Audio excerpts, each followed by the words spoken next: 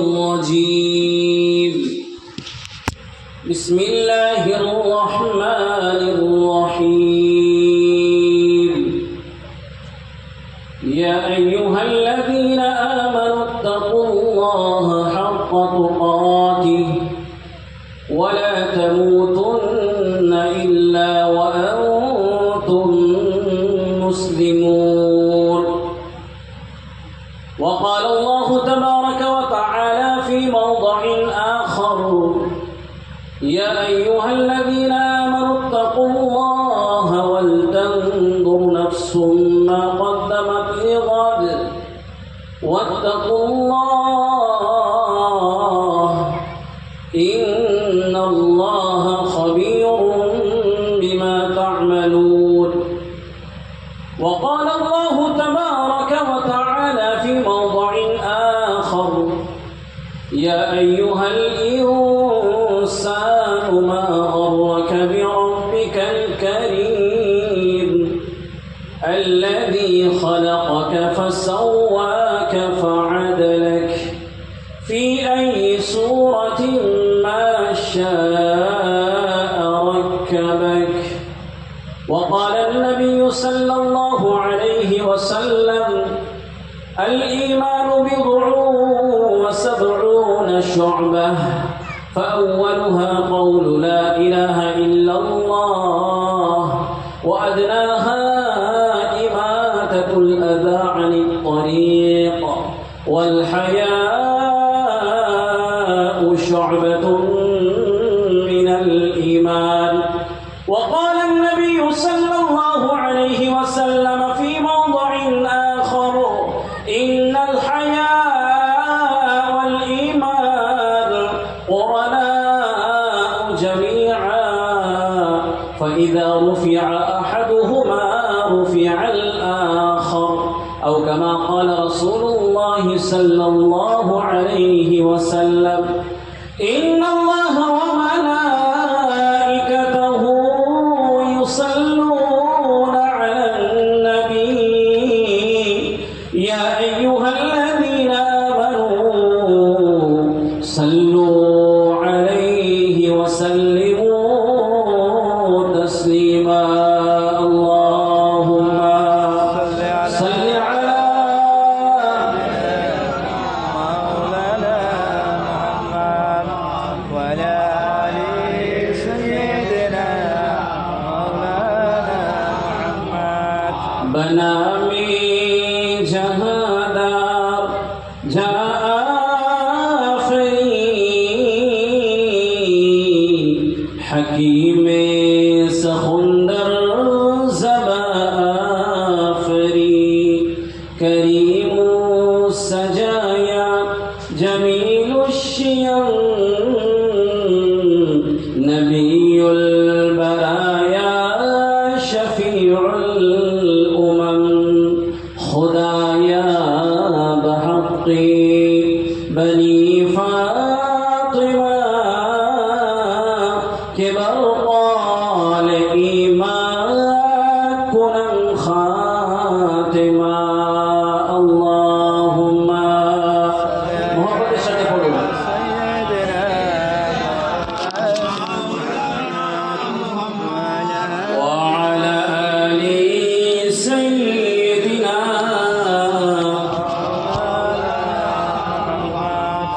क्या नाम मोहम्मद प्यारे नबी जिस नाम से हमने काम लिया रहमत ने लबों को चूम लिया जब हमने नबी का नाम लिया बलगल उला बिकमालिह كشف الدجى بجماله حسنت جميع خصاله صلوا عليه وآله اللهم صل على سيدنا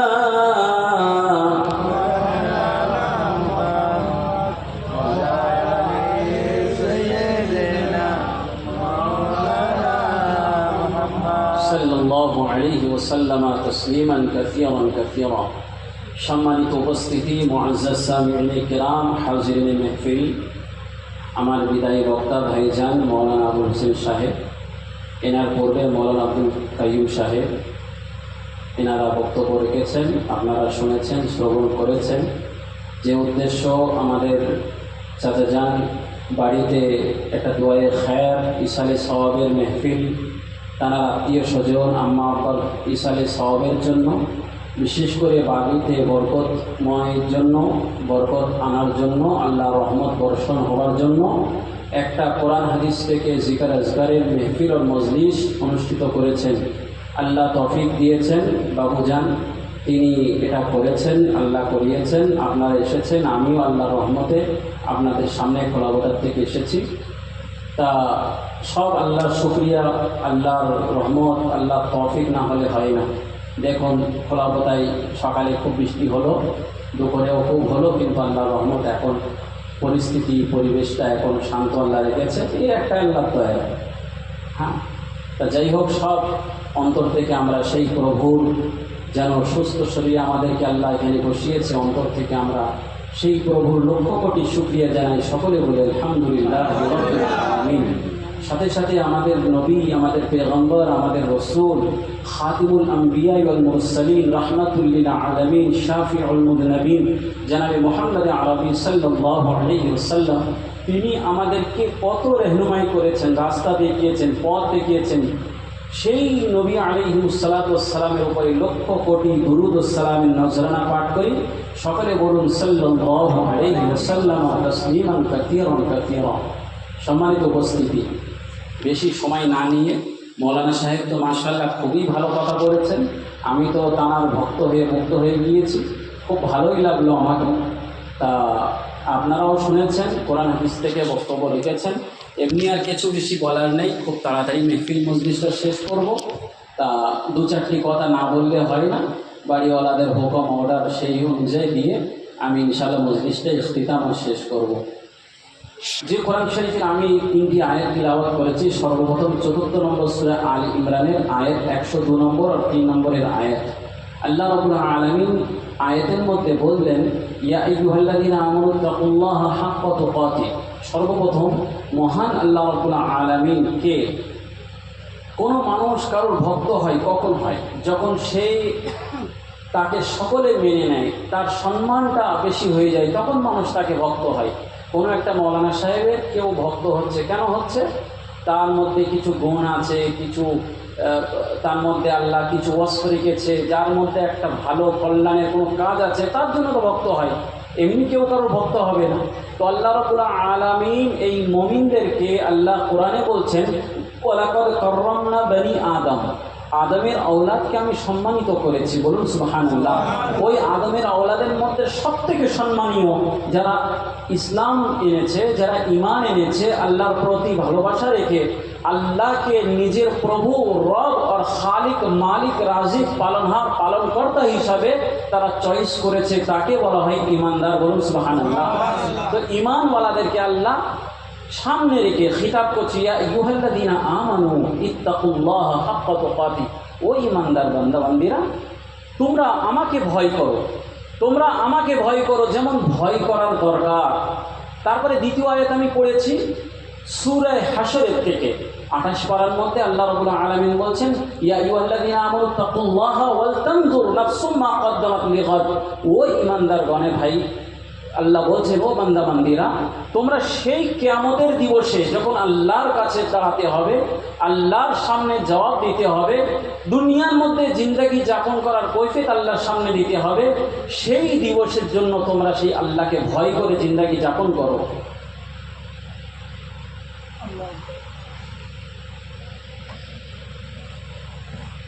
তৃতীয় নম্বর আয়াত আমি আপনাদের সামনে তিলাওয়াত করেছি সূরা ইনফিতার আম্মা পারার মধ্যে। আল্লাহ রাব্বুল আলামিন ওই বান্দাবান্দির মধ্যে এমন কিছু যারা কাররামনা বনি আদম, যারা আল্লাহ সম্মানিত করেছে, কিন্তু আল্লাহ সম্মান দেওয়ার পরেও সে নিজের সম্মানকে হারিয়েছে, আল্লাহ থেকে দূর হয়েছে, রাসূলুল্লাহর তরিকাত থেকে দূর হয়েছে, আউলিয়া আল্লাহর জীবন যাপন করার থেকে যে দূর হয়েছে, এই ধরনের বান্দা বান্দিকে আল্লাহ বলছেন ইয়া আইয়ুহাল ইনসান মা গাররাকা বিরাব্বিকাল কারীম। ও মানুষরা, ও আমার বান্দা বান্দিরা, তোমাকে কোন পদ্ধতি তোমার সেই প্রভু রব্বুল আলামিন যিনি করুণাময় তার তরিকার থেকে তোমাকে পথভ্রষ্ট করেছে, সেই দয়ার সাগর, সেই দয়াবান আল্লাহ, তার তরিকার থেকে তোমাকে কে দূর করে দিয়েছে? আল্লাযী খালাকাকা ফাসাওয়াকা ফাআদালাক, যিনি তোমাদেরকে সৃষ্টি করেছে। শুধু সৃষ্টি করেননি, সৃষ্টি করার মধ্যে সৃষ্টির মধ্যে সবথেকে উত্তম অসৌন্দর্য বানিয়েছে। লাকাদ খালাকনাল ইনসানা ফি আহসানি তাকওয়িম, সূরা 3-এর মধ্যে আল্লাহ বলছেন যে আমি মানুষকে সবথেকে যত সৃষ্টি আমি করেছি 18,000 সৃষ্টি আল্লাহ বানিয়েছেন, তার মধ্যে সবথেকে সৌন্দর্য বানিয়েছে মানুষকে। বলুন সুবহানাল্লাহ। তা এই আল্লাহর এই সৃষ্টি, তার মধ্যে সবথেকে সম্মানীয়, তার মধ্যে সবথেকে সুন্দর এক শ্রেণীর মানুষ যারা আল্লাহ রসুলের পথে চলছে, আর এক শ্রেণীর মানুষ যারা আল্লাহ রসুলের পথকে ছেড়ে দিয়ে শয়তান আর ইবলিসের পথে চলার চেষ্টা করছে, তাদেরকে আল্লাহ নসিহত করে কোরআনে 3টি আয়াত আপনাদের সামনে তিলাওয়াত করলাম। আল্লাহ রসুল সাল্লাল্লাহু আলাইহি ওয়াসাল্লাম হাদিস শরীফের মধ্যে জানিয়েছেন, মিশকাত শরীফের হাদিস, আল ঈমানু বিদ'উ ওয়া সাব'উনা শু'বা, ঈমানের অনেকগুলো শাখা আছে। যার ঈমানদার আল্লাহ বানিয়ে থাকেন, ঈমানের গুণ যাদের মধ্যে দিয়ে থাকেন, ঈমানের অনেকগুলো শাখা আছে। সেই শাখা 70 থেকে 73টা, অনেক হাদিসের মধ্যে আরও কিছু আছে, 77 আছে, 70 আছে। তা এই 73টা যে শাখার মধ্যে সবথেকে বড় শাখা হচ্ছে কওলু লা ইলাহা ইল্লাল্লাহ। বলুন সুবহানাল্লাহ। আল্লাহর একতা, আল্লাহর ওয়াহদানিয়ত, আল্লাহর রুবুবিয়ত, আল্লাহকে খালিক মালিক বলে সে অন্তরের মধ্যে স্বীকার করে, মুখ দিয়ে তার ইকরার করে, যারা আল্লাহকে সেই মেনে নেবে, তারা হচ্ছে কওলু লা ইলাহা ইল্লাল্লাহ, यानी আল্লাহর কলিমা পড়নেওয়ালা বান্দা বান্দি। বলুন সুবহানাল্লাহ। সবথেকে বড় ঈমানের শাখা হচ্ছে কওলু লা ইলাহা ইল্লাল্লাহ। আর দ্বিতীয় সবথেকে কমের মধ্যে, यानी রাস্তার থেকে একটা কাঁটা সরিয়ে আপনি দিলেন, রাস্তার থেকে একটা পাথর আপনি সরিয়ে দিলেন, রাস্তার থেকে কোনো কষ্টদায়ক কোনো জিনিসকে আপনি সরিয়ে দিলেন, তো বলছে ও আদনাহা ইমাতাতুল আযা আনিত তরিক। রাসূলুল্লাহ সাল্লাল্লাহু আলাইহি ওয়াসাল্লাম বলছেন সবথেকে ঈমানের কম দরজার মধ্যে, মর্যাদার মধ্যে সবথেকে কম এইটা, যে রাস্তার মধ্যে একটা কলার ছিলকা পড়ে আছে, কলার খোলা পড়ে আছে, আপনি সরিয়ে দিচ্ছেন। কেন? কোনো গাড়ি এসে স্লিপ খেয়ে পড়তে পারে, কোনো মানুষ স্লিপ খেয়ে পড়তে পারে, একটা কাঁটা আছে সরিয়ে দিচ্ছেন, কোনো মানুষ আঘাত হতে পারে, একটা কোনো কিছু আছে আপনি সরিয়ে দিচ্ছেন। তো ঈমানের সবথেকে কম মর্যাদার মধ্যে হচ্ছে ও আদনাহা ইমাতাতুল আযা আনিত তরিক, রাস্তার থেকে কষ্টদায়ক কোনো বস্তুকে সরিয়ে দেওয়া। বলুন সুবহানাল্লাহ। তাহলে এইটাও দিলেন। সাহাবা জিজ্ঞাসা করলেন, ইয়া রাসূলুল্লাহ, কি পাওয়া যাবে?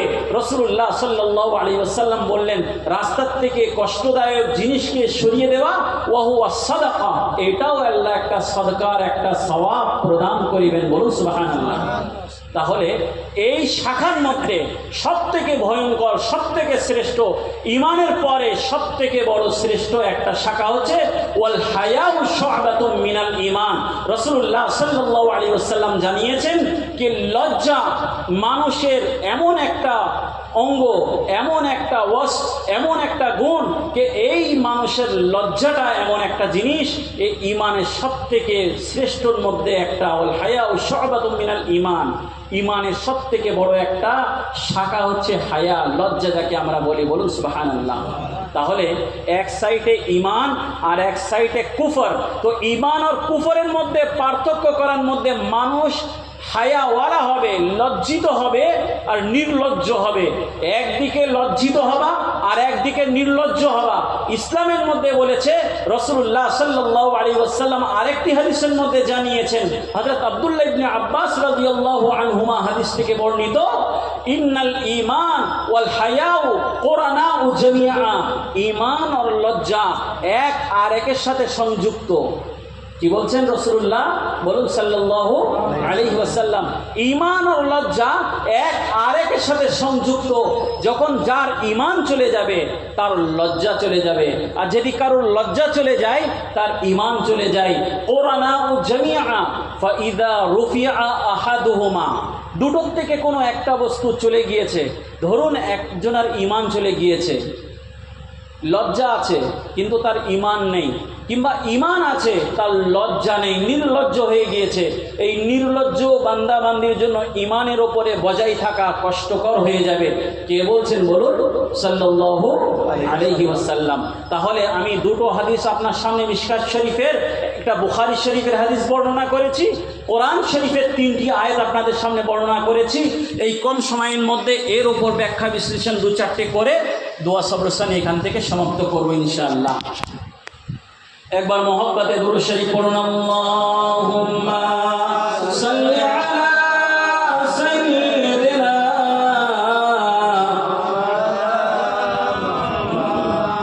ওয়া আলা আলি সাইয়্যিদিনা মাওলানা মুহাম্মদ। আল্লাহুম্মা সাল্লি আলা সাইয়্যিদিনা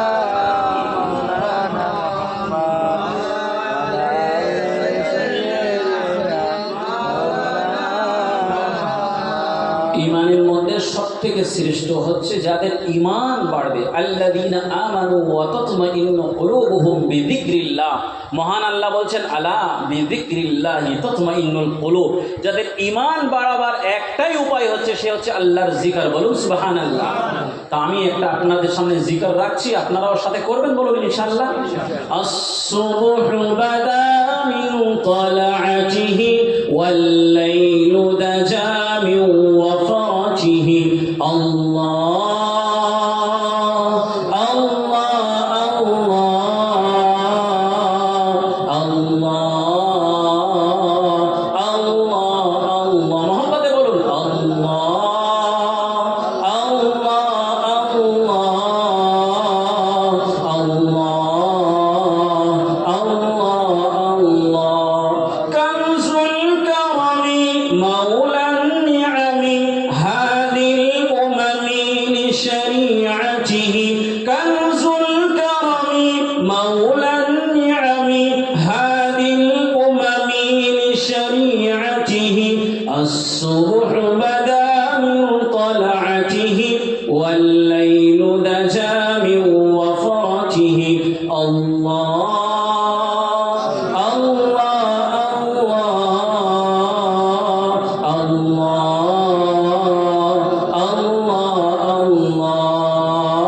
জাল্লা জালালুহু ওয়া আম্মা নাওয়ালুহু। আল্লাহর জিকির আল্লাহ সবথেকে বেশি পছন্দ করেন।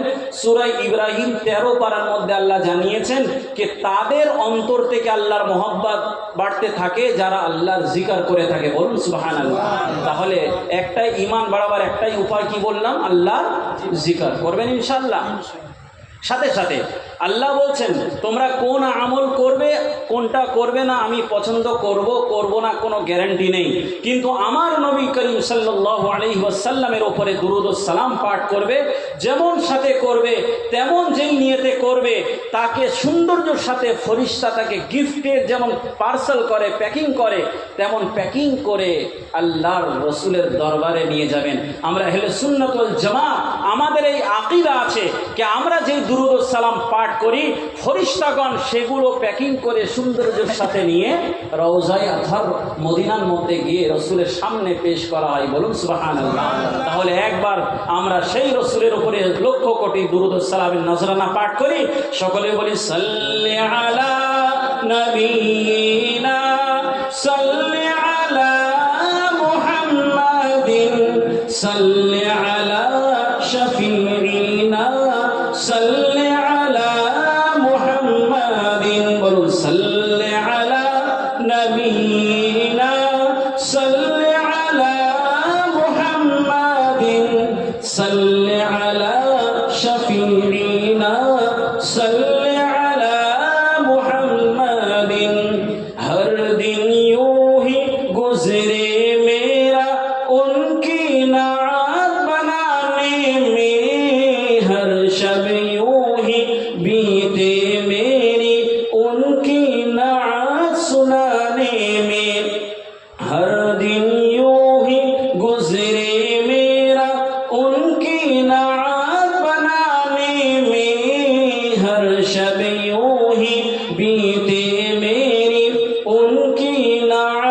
सुनाने में आशिकों जब नात सुनाओ सुबहान अल्लाह कहते जाओ।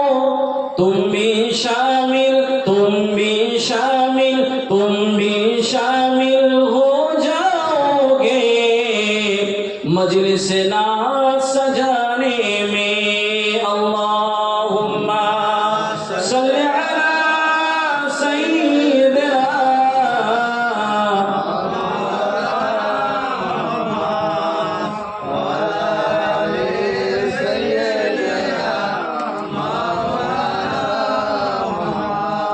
আল্লাহ রাব্বুল আলামিন কোরআন শরীফের মধ্যে জানিয়েছেন, সূরা আলে ইমরানের 102 নম্বর আয়াতের মধ্যে আল্লাহ জানিয়েছেন, ইয়া আইয়ুহাল্লাযীনা আমানু তাকুল্লাহা হাক্কা তুকাতি ওয়া লা তামুতুন্না ইল্লা ওয়া আনতুম মুসলিমুন।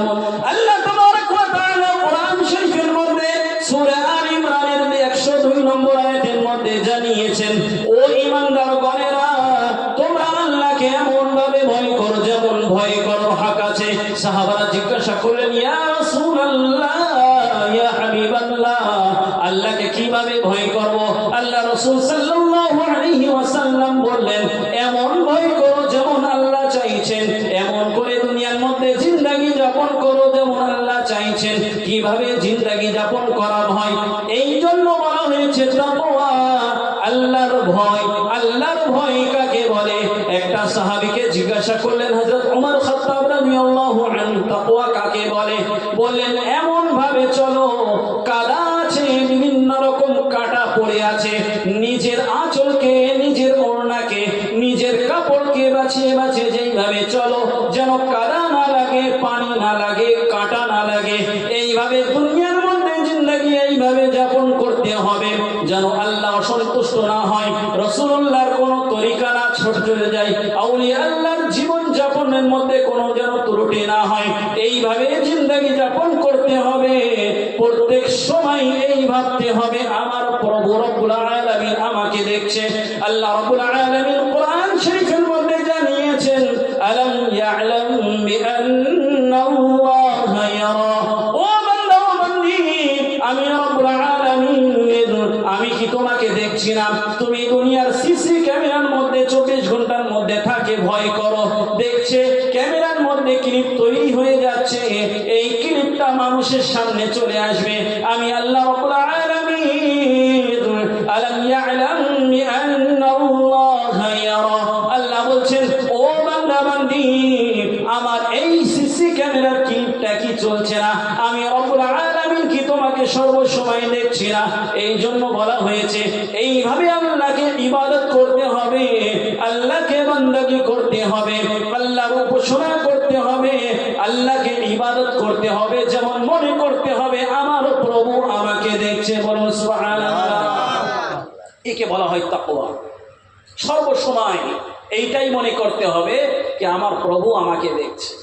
হাদিসে জিবরাইল বলে একটা হাদিস, বুখারী শরীফের মধ্যে প্রথম হাদিস। তারপরে প্রত্যেক হাদিসের কিতাবের মধ্যে, মিশকাত শরীফের মধ্যেও প্রথম হাদিস। সেই হাদিসে জিবরাইলের মধ্যে একটা প্রশ্ন নবীজিকে করেন, কে নবীজি, অমুকের বাবার নাম কি বলুন তো, অমুকের পয়দাইশ কেমন বলুন তো। সাহাবাদের মধ্যে কিছু কিছু সাহাবী থাকতো, কে দেখা যাচ্ছে কিছু শহরের সাহাবী স্ট্যান্ডার্ড, কিছু গ্রামের সাহাবী। কথা বুঝলেন না? আর দেখুন, একটা ভালো ভদ্র মানুষ, সে ভদ্রভাবে কথা বলবে, আর একটা গ্রামের, ও হুজুর বলছি, বলবে কি বলবে না বলুন?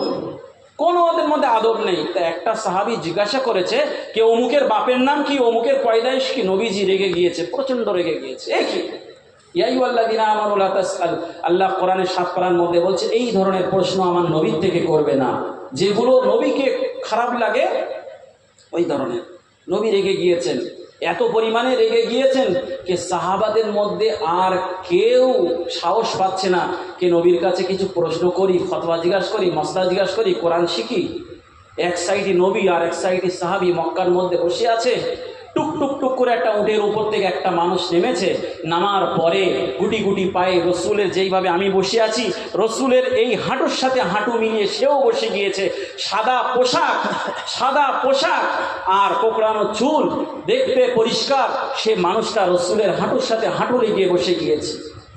সাহাবারা দেখছে কে বান্দা কোনো মক্কার না, তো আমাদের গ্রামের আমাদের শহরের না, আর বাইরের থেকে যে আসবে উটের পিঠে বসে আসবে, কালো জামা থাকবে, ময়লা হয়ে যাবে, তো সাদা ধপধপ করছে। এ তো কী ব্যাপার? নবীজির হাঁটুর সাথে হাঁটু লাগিয়ে তিনটে বড় বড় প্রশ্ন করে থাকে, এমনি করে আরও, কিন্তু বড় বড় তিনটে প্রশ্ন করে থাকে। মাল ইসলাম ইয়া মুহাম্মদ, ও মুহাম্মদ ইসলাম কাকে বলে? জিজ্ঞাসা করছে ইসলাম কাকে বলে? নবীজি আলাইহিস সালাম বললেন যে ইসলাম অমুক বলা হয় যে ইসলামের উপর বাকি রাখার জন্য ঈমান পড়তে, কলিমা পড়তে হবে, নামাজ পড়তে হবে। হ্যাঁ, বুনিয়াল ইসলামু আলা খামসিন, যে হাদিসটা আমরা পড়েছি, কাউলু লা ইলাহা ইল্লাল্লাহ, ঈমানের কলিমা পড়তে হবে, নামাজ পড়তে হবে, যাকাত দিতে হবে, হজ করতে হবে, রমাদানের রোজা রাখতে হবে। পড়েছি কি পড়িনি? নবীজি বললেন। তো বলছেন সদক কথা, আপনি সত্য কথা বললেন। সাহাবার আশ্চর্য করতে দেখছে, বলছে আরে বাবা, প্রশ্নও করছে আবার বলছে সত্য কথা বললেন, এ কি? আবার প্রশ্ন করলেন, মাল ঈমান ইয়া মুহাম্মদ, ঈমান কাকে বলে? রাসূলুল্লাহ সাল্লাল্লাহু আলাইহি ওয়াসাল্লাম বললেন, আল ঈমান, ঈমান কাকে বলে? ঈমান বলা হয় আন তুমিনা বিল্লাহি ওয়া মালাইকাতিহি ওয়া কুতুবিহি ওয়া রাসূলিহি, যেটা আমরা ইমানে মুজমাল, ইমানে মুফাসসাল পড়িনি। ইমানের মধ্যে যে 7-8টা জিনিসের উপরে ঈমান রাখা ফরজ, এটা বললেন। তা বলছেন সাদাক কথা, আপনি সত্য কথা বললেন। আবার একটা ভাইটাল একটা প্রশ্ন করেছে, একদম বিখ্যাত, মাল ইহসান ইয়া মুহাম্মদ, ইহসান কাকে বলে মুহাম্মদ? এর উত্তর দিয়ে দাও। নবীজি আলাইহিস সালাতু ওয়াস সালাম বললেন, আন তা'বুদাল্লাহ কাআন্নাকা ইয়ারা, ইহসান বলা হয় তুমি আল্লাহকে ইবাদত এইভাবে করো, আল্লাহর উপাসনা এইভাবে করো, আল্লাহর ইবাদত এইভাবে করো যেমন তুমি আল্লাহকে দেখছো। বলুন সুবহানাল্লাহ। যেমন তুমি আল্লাহকে দেখছো এইভাবে ইবাদত করো। দেখুন তাকওয়া কাকে বলে? আল্লাহ 3টি আয়াতের মধ্যে তাকওয়ার কথা বললেন। এইভাবে ইবাদত করো যেমন তুমি আল্লাহকে দেখছো। মনে করো আমি নামাজ পড়ছি, কিন্তু এখন যদি মনে করেন কি আমার পিছনে হাফিজ সাহেব আছে কি হাজি সাহেব আছে, তা বলুন অন্তরের মধ্যে এই হলে নামাজ কবুল হবে? বলুন। মনে করতে আমার আল্লাহ দেখছে, আমি আল্লাহর জন্য নামাজ পড়ছি, কাউকে দেখাবার জন্য কেন? তো রিয়াকারি, এ তো শিরক, শিরকে আসগর, ছোট শিরক, শিরকে খফি হাদিসের মধ্যে বলা হয়েছে, শিরকুস সারাইর, গোপন শিরক। মানুষকে দেখাবার জন্য দান করা, দেখাবার জন্য নামাজ পড়া, কিয়ামতের দিবসে বলবে যা অমুকের কাছে থেকে নিয়ে নে, আল্লাহ বলবে এর প্রদান আমি দেবো না, প্রতিফল আমি দেবো না, তুই অমুকের জন্য করেছিল, অমুক থেকে নিয়ে নে। এই তো শিরকুস সারাইর, গোপন শিরক। কথা বুঝলেন না?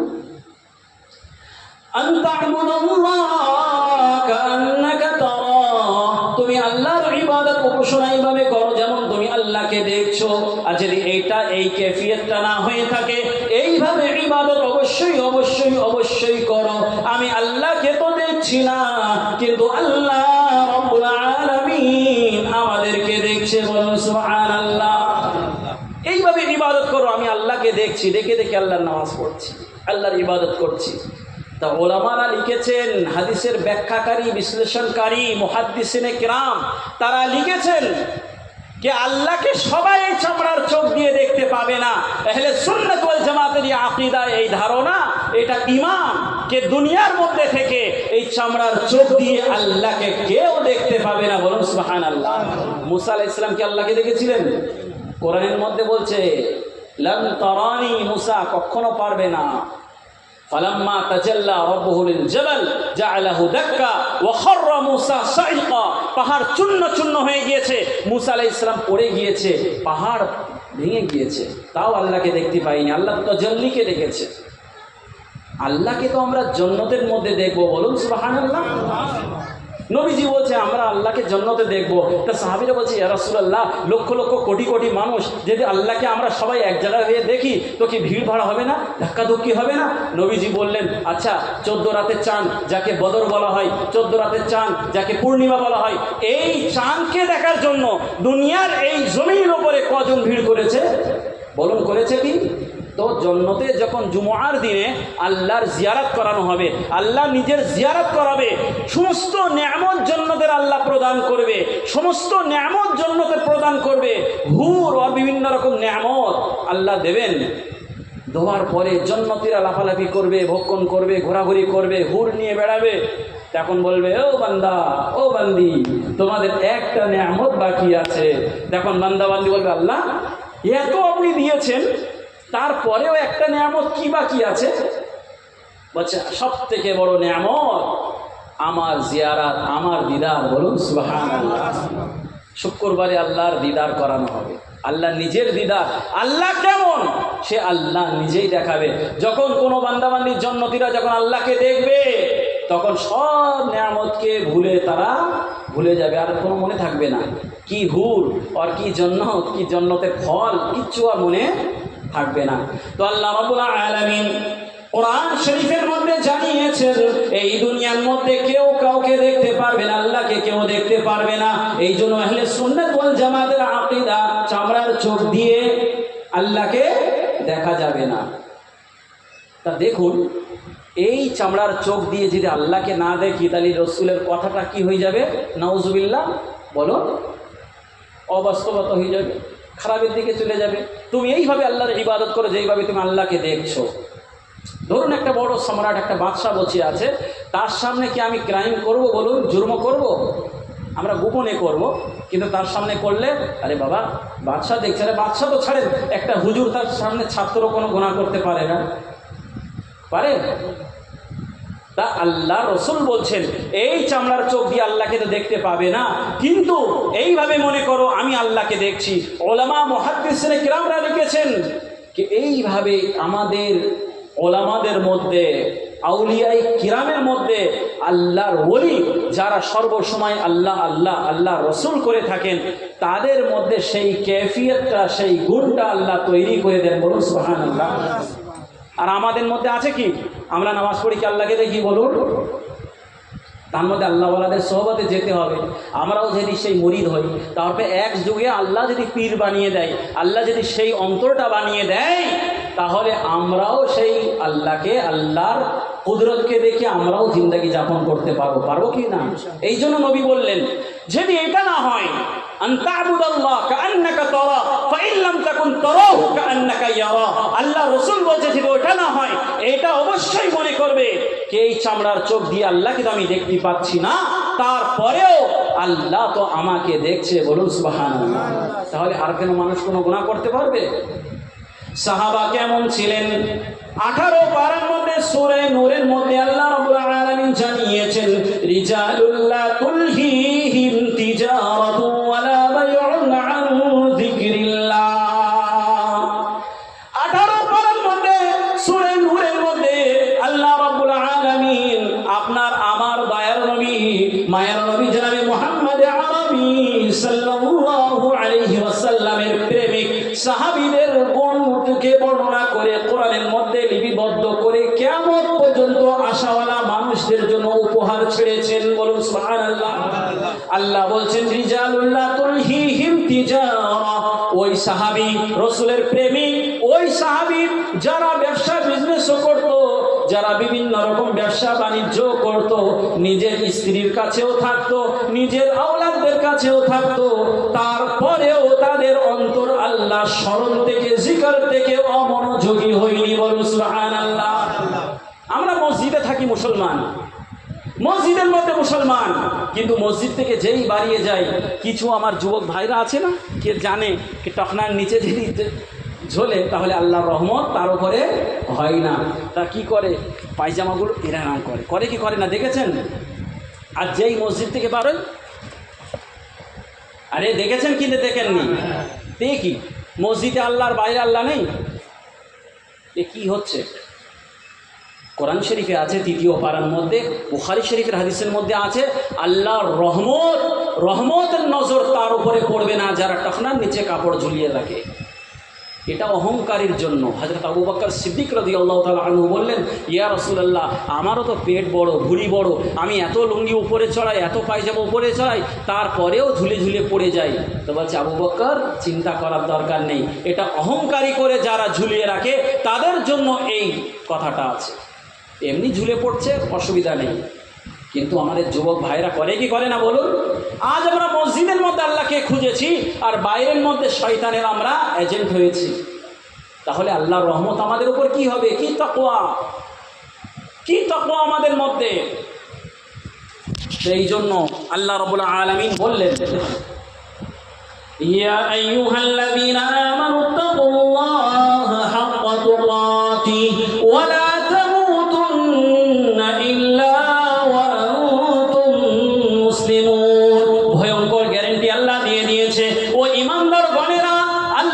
সেইভাবে ভয় করো যেমন আল্লাহকে ভয় করা দরকার, যেমন আল্লাহ তাবারক ওয়া তাআলা চাইছেন সেইভাবে আল্লাহকে ভয় করো।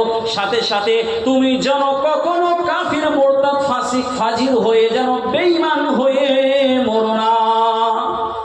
বেঈমান হয়ে মরো না, অর্থাৎ ঈমানে সহ দুনিয়া থেকে জিন্দেগি যাপন করে ঈমানদার হয়ে যেন মরো। এই আল্লাহর বড় একটা গ্যারান্টি। আল্লাহ সেইভাবে একটা চ্যালেঞ্জ দিয়েছে, এই চ্যালেঞ্জটা আমাদেরকে কবুল করতে হবে। কি আজ আমরা আল্লাহকে ভয় করছি, কিন্তু কি অবস্থায় মারা যাব কোনো গ্যারান্টি আছে বলুন? আল্লাহ রসুল বলেছেন বুখারী শরীফের হাদিসের মধ্যে, ইমাম মুহাম্মদ ইবনে ইসমাঈল আল বুখারী রাহমাতুল্লাহি আলাইহি তানার কিতাবের মধ্যে ঈমানের একটা চ্যাপ্টার তিনি লিখেছেন। সেই চ্যাপ্টারের মধ্যে ঈমানের 3টে খণ্ড বর্ণনা করেছেন। প্রথম নম্বর খণ্ড হচ্ছে কে ইকরার বিল লিসান। ইকরার বিল লিসান, ঈমান শুধু এর মানা না যে আল্লাহকে আমি মেনেছি, রসুলকে আমি মেনেছি, আমি মুসলমান হয়েছি, তার নাম ঈমান না। ঈমানের জন্য সবথেকে বড় জিনিস হচ্ছে ইকরার বিল লিসান। জুবান থেকে আল্লাহর স্মরণ করতে হবে, জুবান থেকে আল্লাহর গুণগান গাইতে হবে। বলুন সুবহানাল্লাহ, লা ইলাহা ইল্লাল্লাহ মুহাম্মাদুর রাসূলুল্লাহ পড়তে হবে। তাসদীক বিল জিনান, অন্তর থেকে এটাও বিশ্বাস করতে হবে। শুধু মুখ দিয়ে আজ আমাদের হিন্দু ভাইদের মধ্যে অনেকে পড়ে নাই কলিমা, পড়ে কি পড়ে না? তাহলে কি কলিমা পড়লে কি সে ইমানদার হয় বলুন? হয় না, ইমানদার হয় না। তার জন্য অন্তর থেকেও মানতে হবে। তাসদীক বিল জিনান। ইমাম মুহাম্মদ ইবনে ইসমাঈল আল বুখারী রাহমাতুল্লাহি আলাইহি ঈমানের 3য় নম্বর খণ্ড বললেন ওয়া আমালুল আরকান। আর ঈমানের সবথেকে বড় একটা খণ্ড হচ্ছে কে ইসলাম ঈমান আছে, মুখ দিয়ে বিশ্বাসও করছে, কিন্তু জানে 5 ওয়াক্ত নামাজ ফরজ আছে, নামাজ পড়ে না। যাকাত আমার উপর ওয়াজিব আছে, ফরজ আছে, যাকাত আদায় করে না। হজ আমার উপর ফরজ আছে, হজ করে না। রমাদানুল মুবারকের রোজা আমার উপর ফরজ আছে, আমি রমাদানের রোজা রাখি না।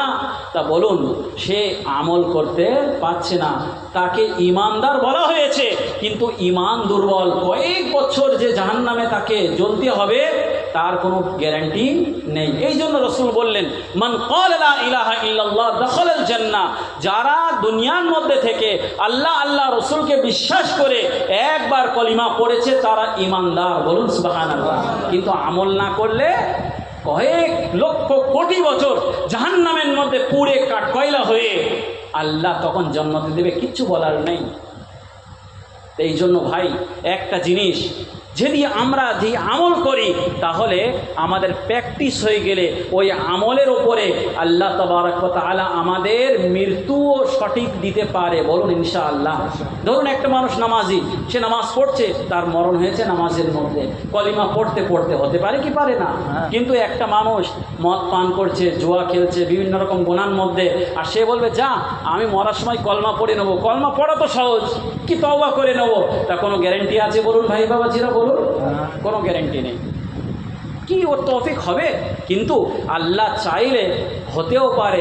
এমন এমন ঘটনা আছে যারা জীবনে একটাও সাজদা করেনি, তারপরেও আল্লাহ রাব্বুল আলামিন তাকে জান্নাতের মধ্যে প্রবেশ করিয়েছেন, ক্ষমা করে দিয়েছে। এমন এমন ঘটনাও আছে আল্লাহর উপরে। এই জন্য ভাই বাবাজিরা, আমার সময়টা খুব সংক্ষেপ, খুব কম। আমি বেশি কিছু আলোচনা না করে, বেশি কিছু ঘটনার দিকে না গিয়ে আমি এইটাই আপনার বলতে চাইছি যে অন্তরের মধ্যে আল্লাহর ভালোবাসা, তাকওয়া যদি থাকে, তার উপরে আমরা প্র্যাকটিস করে থাকি, আমল করে থাকি, নামাজ পড়ে থাকি, রোজা রেখে থাকি, সেইভাবে শরীয়ত অনুযায়ী জীবন যাপন করে থাকি, আল্লাহ রাব্বুল আলামিন আমাদেরকে মৃত্যুও সেইভাবে ঈমানওয়ালা হয়ে দেবেন। বলুন ইনশাআল্লাহ। দ্বিতীয় নম্বর আয়াত আমি পড়েছিলাম, তারপরের মধ্যে সূরা আলে ইমরানের মধ্যে ওয়াতাসিমু বিহাবলিল্লাহি জামিআন ওয়া লা তাফাররাকু, আল্লাহর রশিকে, আল্লাহর আহকাম কোরআনকে মজবুতির সাথে ধরপকড় করতে হবে। মজবুতির সাথে কি করতে হবে? পাকড়াও করে রাখতে হবে। হাবলিল্লাহ, আল্লাহর রশি, মানে আল্লাহর কোরআন, আল্লাহর কিতাব, কিতাবুল্লাহকে। আজ আমরা কিতাবকে ছেড়ে দিয়েছি, কোরআনকে ছেড়ে দিয়েছি, যার ক্ষেত্রে আজ আমাদের মধ্যে আল্লাহর ভয় নেই। রসুলের আনুগত্য করার কোনো কি হয় না, শখ তৈরি হয় না। ইমাম শাইর মশরিক আল্লামা ইকবাল, নাম শুনেছেন? উর্দু শাইর কবি।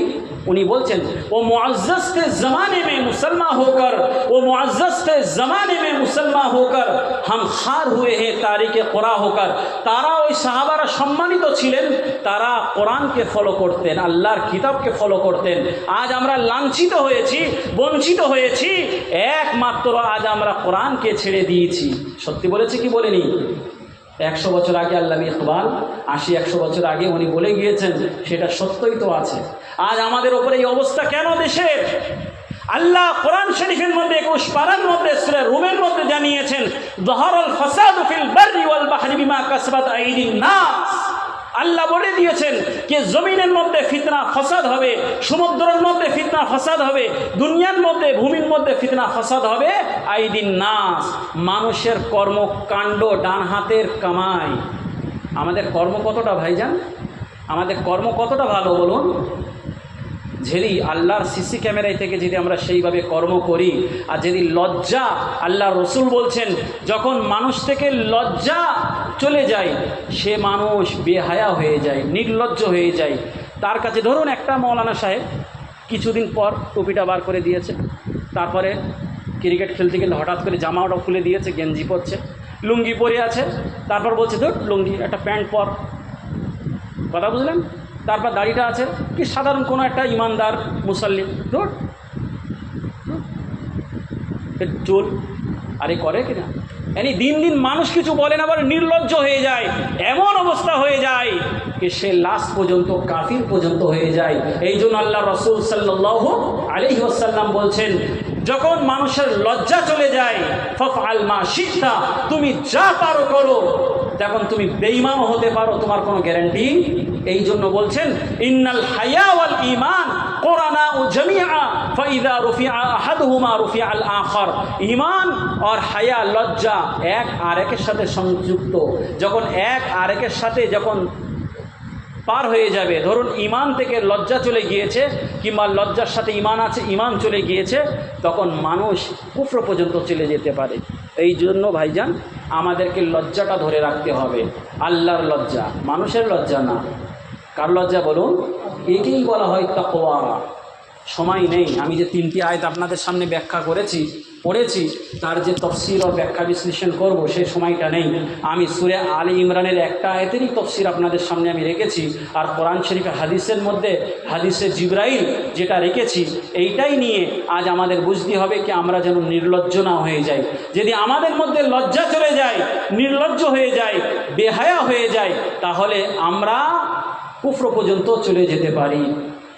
এই জন্য আল্লাহ রাসূল সাল্লাল্লাহু আলাইহি ওয়াসাল্লাম জানিয়েছেন, যখন মানুষের মধ্যে থেকে লজ্জা চলে যাবে, সে মানুষ বেহায়া হয়ে যাবে, নির্লজ্জ হয়ে যাবে, সে তার জীবনটা আল্লাহর তরিকার থেকে সরে যাবে। সাহাবারা কেমন ছিলেন?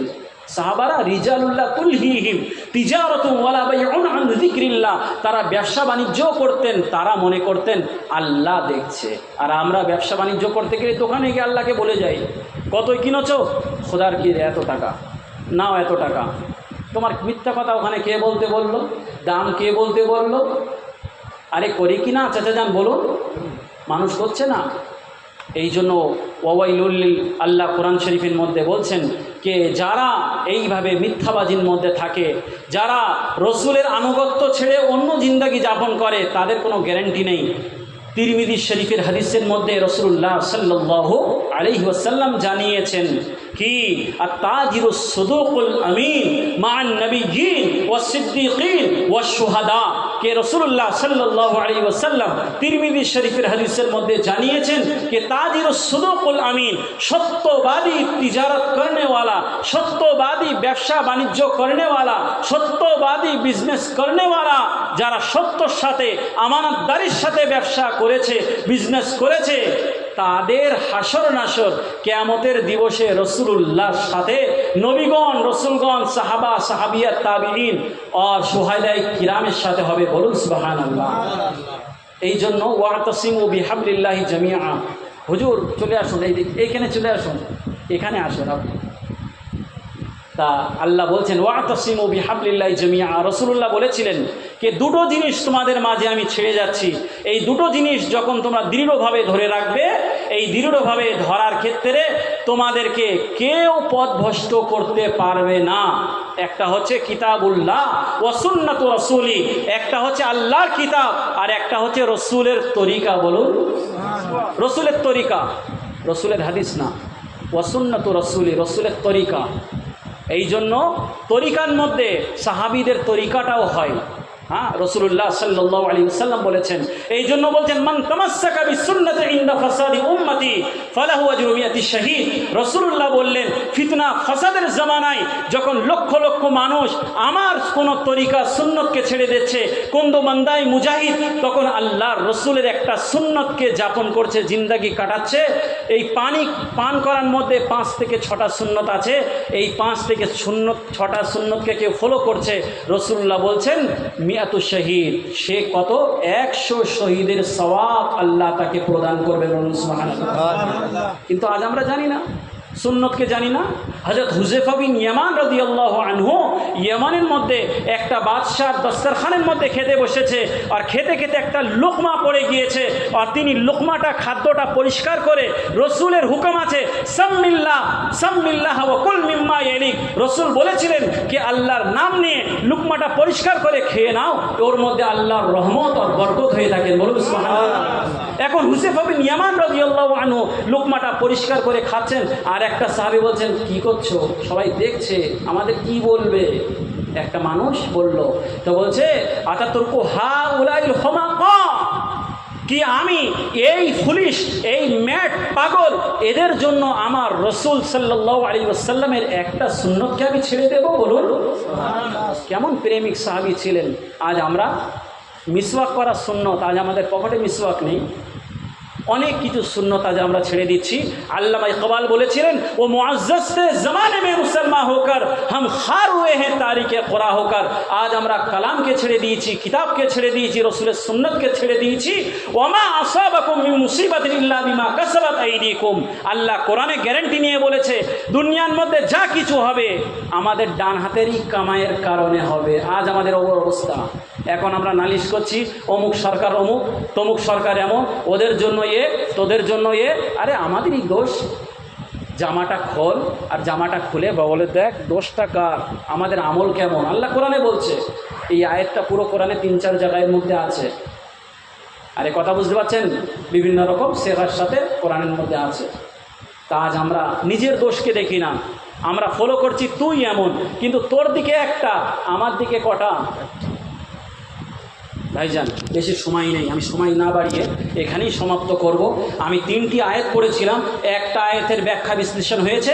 আল্লাহ কোরআনে বলছেন ইন্না হাযা সিরাতি মুস্তাকিমান ফাত্তাবিউ, আল্লাহ বলছেন এইটাই আমার সরল সঠিক পথ, এর উপরে তোমরা থাকো, পৃথক পৃথক দলাদলি হইও না, বিভিন্ন রকম দল, বিভিন্ন রকম মত, বিভিন্ন রকম দলবাজি করো না। আল্লাহ বলছেন এইটাই হচ্ছে সিরাতে মুস্তাকিম, আল্লাহর মানা, রসুলুল্লাহর মানা, আউলিয়া আল্লাহর মানা, আহলে সুন্নাত ওয়াল জামাআত অনুযায়ী জিন্দেগি যাপন করা। বলুন সাল্লাল্লাহু আলাইহি ওয়াসাল্লাম। ইমামে আযম আবু হানিফা আহলে সুন্নাত ওয়াল জামাতের আকীদা বর্ণনা করলেন কিভাবে, কি বললেন, কে বললেন কে এইভাবে কি যারা রসুলকে মানে আহলে সুন্নাত ওয়াল জামাআত, মানে সাহাবাদের জামাতকে যারা ফলো করেন, একে বলা হয়েছে আহলে সুন্নাত ওয়াল জামাআত। তো আমরা সকল সাহাবীদেরকে মানি কি মানি না বলুন? সকলকে মানি। তো আমরা কোনো দলাদলি না করে, কোনো বিভিন্ন রকম ফিতনা ফাসাদি না করে, আমরা এক আল্লাহর বান্দা, এক রসুলের উম্মত হয়ে আমরা যে জিন্দগি যাপন করি, আল্লাহর রহমত এর মধ্যে আল্লাহ আমাদেরকে দেবেন, বলুন সুবহানাল্লাহ। আমি বেশি কথা না বাড়িয়ে যে হাদিসটা আমি বর্ণনা করেছিলাম কে ইন্নাল ঈমান ওয়াল হায়াউ কুরানা জামিআ ফাইযা রুফিআ আহাদুহুমা রুফিআ আল আখার আও কামা ক্বালা রাসূলুল্লাহ সাল্লাল্লাহু আলাইহি ওয়াসাল্লাম। এই জন্য ভাই তাকওয়া পয়দা হবে আল্লাহর লজ্জা করার থেকে, তাকওয়া পয়দা হবে রাসূলুল্লাহর আনুগত্য করার থেকে, তাকওয়া পয়দা হবে সাহাবীদের জীবন হিস্ট্রিকে পড়ার থেকে।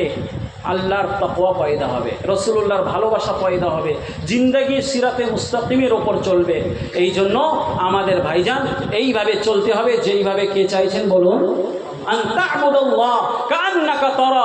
এইভাবে আল্লাহর ইবাদত করো, উপাসনা করো যেমন তুমি আল্লাহকে দেখছো।